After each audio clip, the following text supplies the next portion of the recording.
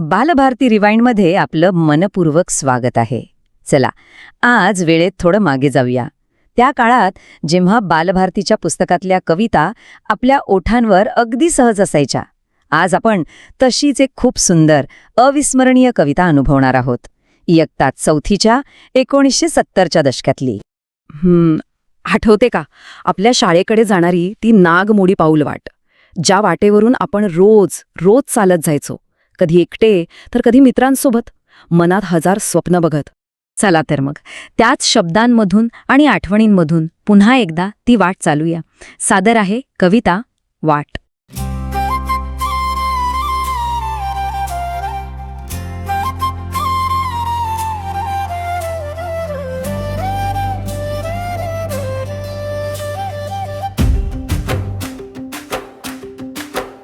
मला आवडते वाट वळणाची,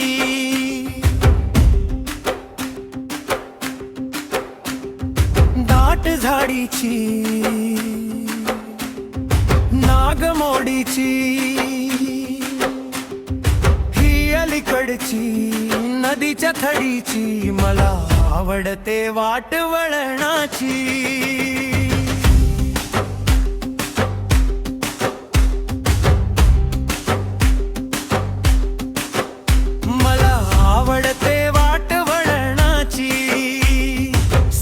सरणीची,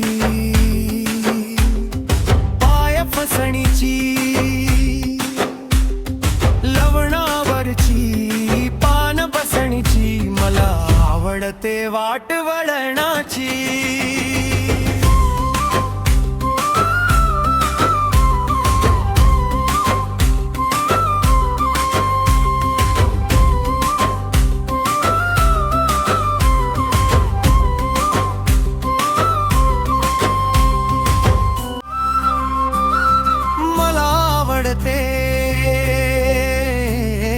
वाट वळणाची.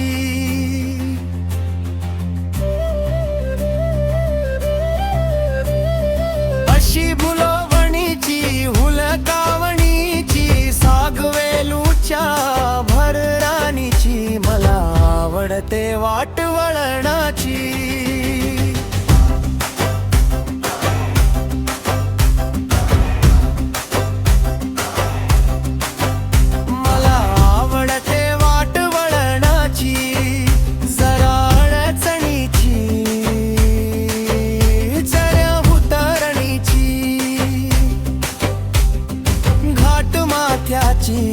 ती पलीकडची. मला आवडते वाट वळणाची.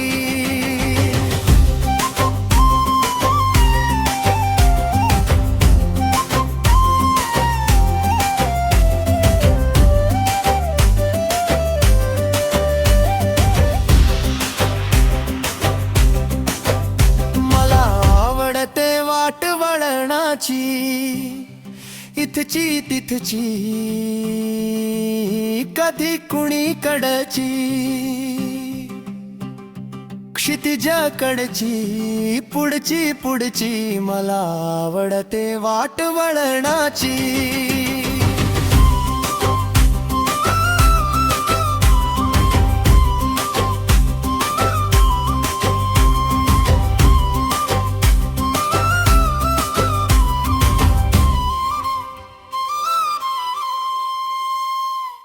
आपल्या बालभारतीच्या पुस्तकातून बघितल्यासारखं वाटतंय ना हे पान, हो ना?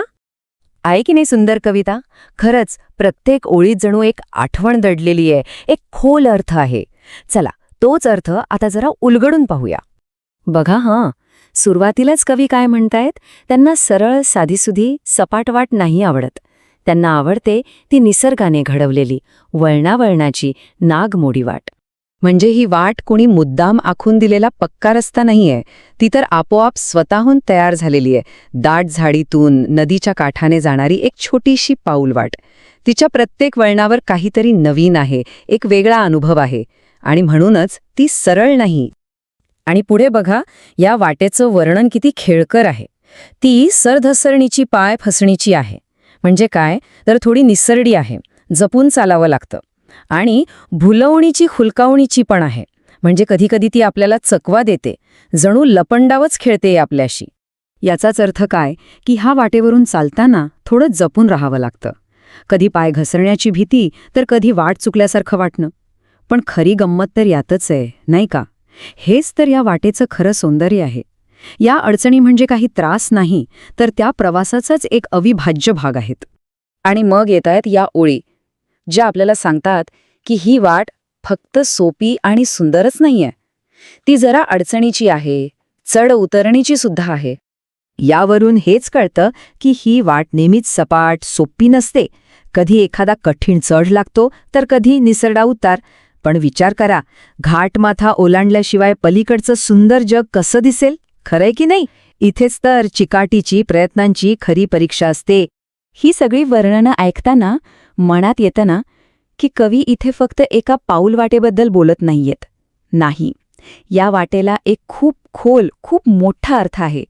ही वाट म्हणजे दुसरं तिसरं काही नसून आपलंच आयुष्य आहे. अगदी बरोबर. ही नागमोडी, ही चढ उताराची वाट म्हणजे आपल्या प्रत्येकाच्या आयुष्याचा प्रवासच तर आहे, ज्यावरून आपण सगळेच चालत असतो. आणि हे किती सुंदर जुळतं बघा. आपल्या आयुष्यात येणारी अपेक्षित आनंदी वळणं, ती म्हणजे कवितेतली वळणावळणाची वाट. आयुष्यातले संघर्ष आणि त्यातून आपण जे काही शिकतो, तो झाला अडचणीचा चढउतार. या प्रवासात आपल्याला मिळणारे मित्रमैत्रिणी आणि क्षितिजाकडे जाणारी वाट म्हणजे काय तर आपल्या भविष्यातल्या अमर्याद शक्यता. आणि म्हणूनच आपल्या लहानपणीची ती शाळेची वाट, त्या वाटेवर मित्रांसोबत घालवलेले ते क्षण, या सगळ्या आठवणी इतक्या मौल्यवान का आहेत? कारण तेच तर खरंच सुख होतं. आपल्या प्रत्येकाच्या मनात अशी एक वाट असतेच, जी आठवणीत कायम घर करून राहिलेली असते. चला, आज त्याच आपल्या वाटेला पुन्हा एकदा आठवूला. तर मग आठवली का ती शाळेकडे जाणारी वाट, ती पाऊल वाट, ते सोबतीचे मित्र, ते निरागस निष्पाप दिवस? डोळे क्षणभर मिटले तरी सगळं जसंच्या तसं समोर उभं राहते, नाही का? आणि चेहऱ्यावर एक हसू आल्याशिवाय राहत नाही. अशाच सुंदर आठवणी पुन्हा जागवण्यासाठी बालभारती रिवाइंड सोबत नक्की राहा. आठवणींचा हा प्रवास मनाला भावला असेल तर एक लाईक नक्की करा. आणि हो, हा अनुभव तुमच्या त्या जुन्या मित्रांपर्यंत पोचवायला विसरू नका, ज्यांचा हात धरून कधी काळी आपण या वाटेवरून चाललो होतो. आणि हो, कमेंटमध्ये तुमची वाट कशी होती, तिच्या काय आठवणी आहेत हे नक्की सांगा. तुमच्या आठवणी वाचायला आम्हाला खूप आवडेल.